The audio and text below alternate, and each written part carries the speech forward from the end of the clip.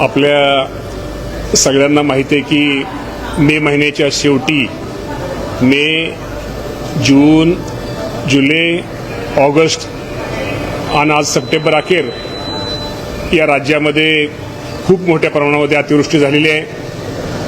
पहिली अतिवृष्टी ही विदर्भामध्ये त्याचा फटका जास्त बसला, त्यानंतर विदर्भ आणि मराठवाडा आणि आज संपूर्ण राज्यामध्ये त्या अतिवृष्टीचा फटका हा माझ्या शेतकऱ्यांना बसलेला आहे. त्यांच्या पिकांना खूप मोठं नुकसान हे राज्यामध्ये झालेलं आहे. जर राज्याचा संपूर्ण जर विचार केला तर साधारणतः जवळजवळ 70 लाख एकर पिकाचं नुकसान हे राज्यामध्ये झालेलं आहे. खूप मोठ्या प्रमाणामध्ये त्यांची नदीकाठची, ओढ्याकाठची जी जमीन आहे ती जमिनीची माती सकट सगळी जमीन माती वाहून गेलेली आहे.